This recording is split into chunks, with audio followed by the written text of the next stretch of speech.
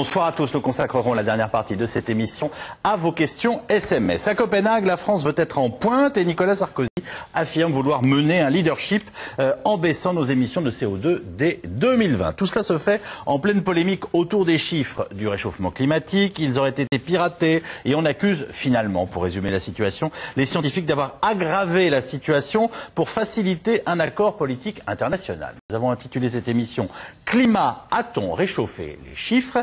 Et voici les invités qui ont accepté d'y participer en direct comme chaque soir. Jean Jouzel est glaciologue et climatologue. Vous êtes vice-président du groupe scientifique du GIEC, le groupe intergouvernemental d'experts sur l'évolution du climat. Rappelons votre livre avec Claude Lorius et Dominique Reynaud, Planète blanche, les glaces, le climat et l'environnement, chez Odile Jacob. Vincent Courtillot est lui géophysicien, spécialiste des sciences de la Terre et de sa dynamique. Vous dirigez l'Institut de physique du Globe de Paris, êtes prof de géophysique à l'université Paris Diderot. Votre dernier livre est lui aussi paru chez Odile Jacob. Il s'agit du Nouveau voyage au centre de la Terre. Jacques Percebois est lui économiste. Vous dirigez le CREDEN, Centre de recherche en économie et droit de l'énergie, et enseignez les sciences économiques à l'université Montpellier 1. Votre dernier livre consacré aux réseaux électriques est lui paru aux éditions Pimé. Enfin, Laurent Cabrol est journaliste, spécialiste de la météo, qu'il présente tous les jours sur Europe 1. Vous êtes l'auteur d'une enquête parue au Cherche Midi. Son titre est « Si la Terre s'en sortait toute seule ». Alors, on a 1 heure et 5 minutes pour parler de tout ça. Je vais commencer avec vous. Jean Jouzel, est-ce que vous êtes, je vais être très carré, est-ce que vous êtes comme les sondeurs? En l'occurrence, est-ce que vous redressez un peu les chiffres? Parce que c'est le cœur du débat en ce moment. Voilà. Non. Non, il y a d'ailleurs dans ces dizaines de milliers de mails qui ont été, je dirais, piratés, on peut dire. Bon, il y a un problème éthique, mais on n'est pas là pour en discuter. On y reviendra. Il y a plein de trucs dans ce dossier. Non. Du point de vue du contenu de ces courriels, il n'y a vraiment pas de problème. Je crois qu'on peut. J'ai regardé tous ceux qui sont discutés, y compris ceux que j'ai envoyés. Il y en a aussi de Vincent Courtillot, donc je pense, ou au moins été cité. Non, il y a pas vraiment. Bon, je veux dire, ça me paraît incroyable d'ailleurs que les sceptiques osent s'appuyer là-dessus, parce que le mail le plus, disons, sulfureux est celui où Phil Jones dit qu'il a utilisé une astuce pour effectivement tenir compte du fait que les anneaux d'arbres croissaient plus vite quand le CO2 augmente, ce qui est tout à fait vrai. Alors cette astuce, il l'a bien faite, mais il l'explique dans son article. Donc il n'y a aucune remise en cause. C'est pas du tout quelque chose de secret. Juste qu'on aille par étapes. D'abord, parce qu'on peut en effet parfois interpréter des choses simples avec des intentions, mais bon, je vous avoue que je ne m'attendais pas qu'à ma question vous me répondiez tout de go, mais bien entendu, nous manipulons les chiffres depuis des années, etc. Bien. Je vous pose la question autrement. Est-ce que vous-même, certains de vos échanges avec vos confrères britanniques ont été, à votre connaissance, piratés? Bien sûr, je les ai là, il n'y a pas de problème. Tous ceux que j'ai écrits à Phil Jones, que je connais très bien, et puisqu'on organise beaucoup de choses ensemble depuis 20 ans, sont dans ceux-là. Mais bon, ils ne sont pas mis en exergue, parce qu'il y a peut-être des choses assez chaudes, mais ils sont là. Très bien, donc vous êtes victime, vous, du piratage informatique? Victime, oui, mais enfin vraiment, c'est tellement anodin et tellement sans saveur que je ne vois pas vraiment le problème et disons tout le bruit que ça fait. Alors, ce que je comprends bien, mais alors on va voir qui a intérêt à ce que ça fasse du bruit aussi. On observe tout ce soir. Est-ce que vous nous dites, ce qui a été piraté ne peut en aucun cas être interprété, je dirais même sans mauvais esprit, comme une façon de tordre les chiffres, de les arranger. Vous avez bien compris ce qui se passe dans l'esprit des gens en ce moment, en tout cas pour ceux qui sont sensibles à cette histoire, c'est de dire, voilà, ils veulent nous amener à un accord, et comme c'était pas exactement ce qu'ils espéraient comme chiffre, ben, ils sont capables de les pousser, voire d'aggraver la situation pour qu'on aille à un accord politique. Parce que, vous voyez, moi je vois mal mon président de la République arriver à Copenhague et dire, bon, voilà, excusez-nous si finalement c'était alors, c'est pas plus 3, c'est plus 2,5, et donc... Bon, on va pas vous abreuver de cours, mais il suffit de regarder. Regardez par exemple, là il y a les deux enregistrements, celui des Anglais et celui des Américains, qui n'est pas du tout mis en cause. Je vois pas en quoi ça change. De quoi s'agit-il, pardonnez-moi? Ah oui, voilà. Ça c'est la température depuis 1840 jusqu'à 2009. Donc avec le réchauffement sur les 30 dernières années très bien marqué. Donc il n'y a pas, disons, la courbe bleue, c'est celle qui a été discutée par Phil Jones, et puis la courbe rouge, c'est celle qui est publiée par les Américains. Et donc il n'y a pas du tout remise en cause dans ces... Bon, même si vous prenez que la courbe américaine, ça ne change pas le problème. Ça ne change pas la vision qu'on en a. Alors, ça c'est le moyen-long terme, si on peut dire, parce qu'à l'échelle qui est celle de Courtillot, c'est peu de temps. Mais on est d'accord. Il n'a pas la même. Ne vous inquiétez pas, ça on peut discuter.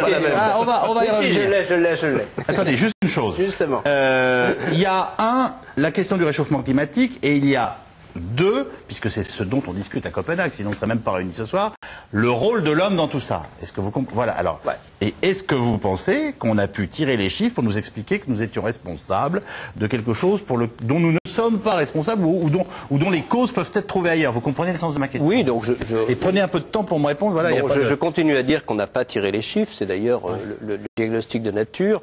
Il n'y a pas vraiment de manipulation. Il y a des discussions très vives entre les scientifiques, mais je pense que c'est plutôt à notre honneur. Je veux dire, c'est à l'honneur justement de la communauté de sciences. Il y a effectivement des échanges très vifs parce qu'il y a des interprétations sur lesquelles certains, Bartholomew Filjo n'était pas d'accord ou Michael Mann. Il y a eu des discussions.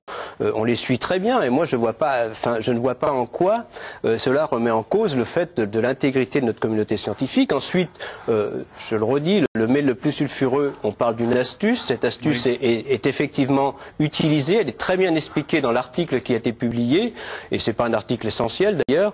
Donc je veux dire, je vois pas en quoi c'est pas comme si de dire que bon certains articles, ça serait mieux s'ils n'étaient pas publiés ou s'ils n'étaient pas cités dans le GIEC, mais ils ont été cités dans le GIEC. Donc même si certains disent ça dans une certaine phase d'énervement, je vois pas en quoi. Okay. Ce qui est important, c'est vraiment ce qui a été publié, ce qui a été utilisé. Et dans ce cas-là, je crois qu'il n'y a pas photo. Donc j'y reviens, je rappelle que vous avez quand même reçu un prix Nobel les uns les autres pour cette histoire. Oui, vous nous dites ce soir tranquillement de la paix. Oui, bravo, alors ça c'est bien. Oui, la paix.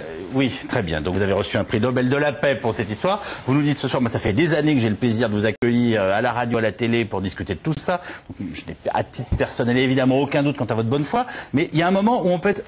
Vous comprenez ce que je veux dire? C'est embarquer dans une vérité dont vous pensez qu'il faut qu'elle devienne une vérité universelle et devenir excessif. C'est là-dessus que je vous pose des questions ce soir. Non, je ne le crois pas. On va en discuter. C'est un vrai débat scientifique que j'accepte tout à fait. On va pas faire ici une émission scientifique, mais je suis prêt à accepter un débat scientifique vraiment. Mais non, en tout cas, c'est très clair pour moi. Et il n'y a pas de mauvaise foi des scientifiques. Les courriels qui ont été mis à jour ne remettent en rien en cause les conclusions du GIEC. Après que les conclusions du GIEC puissent être discutées, c'est un autre problème. Mais il faut séparer les problèmes. Je ne pense pas, je dis franchement, ça, c'est deux problèmes différents. Laurent Cabrol, comment vous avez vécu cette histoire? Puisque vous, justement, il se trouve que vous travaillez, je dirais pas sur l'opposition au dossier, mais il y a des doutes. J'ai deux opposants aujourd'hui. J'essaie de comprendre, mais ce qui se passe, c'est quand même...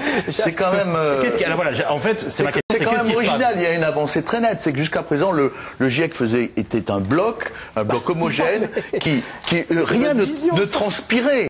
Aujourd'hui on commence à s'apercevoir qu'à l'intérieur du GIEC ils sont pas tous d'accord, mais c'est tout à fait logique. Attendez, 2500 scientifiques, on a vu certains démissionner, on a vu la démission de Charles Idsen, attendez, qui est un grand... Alors là j'arrête. Des gens qui sont partis, qui ont quitté le GIEC, Non, Charles Idsen n'est pas parti. Non, Richard Idsen n'est pas parti du GIEC. Richard Idsen a fait une chose, il était auteur principal d'un des chapitres du 3e rapport du GIEC.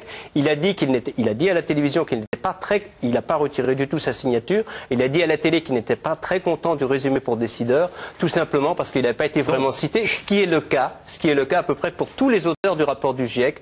Tous les auteurs du gros rapport du GIEC trouvent que quand on arrive dans les 10 dernières pages, eh bien on parle pas assez de ce qu'ils ont fait.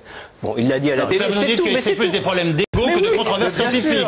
Qui est le monsieur dont on parle là quand même, parce que vous le citez, mais moi vous me dites Laurent Cabrol, je sais, Vincent Courtillot, je vois très bien, mais il n'a pas quitté. Il fait quoi ce monsieur? Richard Idsen, c'est un grand météorologue, c'est le titulaire de la chaire de climatologie et de météorologie de l'université du MIT à Boston. Il est respecté, je crois, de tous les pairs, qu'ils soient d'accord ou pas d'accord avec lui. C'est un visiteur fréquent en France, à l'école normale supérieure en particulier, et un ami d'un de nos amis communs, à Jean et à moi, Hervé Le Treut, qui est un autre climatologue. Ceci dit, à ce que vient de dire Jean, je dirais, oui, en effet, c'est ça. Une des grosses erreurs, c'est de fondre ce rapport scientifique de 1000 pages en un rapport qui est le seul qu'on lise et dans lequel beaucoup de gens sans doute regrettent de n'être plus cités, mais aucun de ceux qui s'opposent n'est plus cité. Ce qui me paraît original dans ce qui se passe aujourd'hui, symptomatique, c'est que bien sûr on est au centre de Copenhague.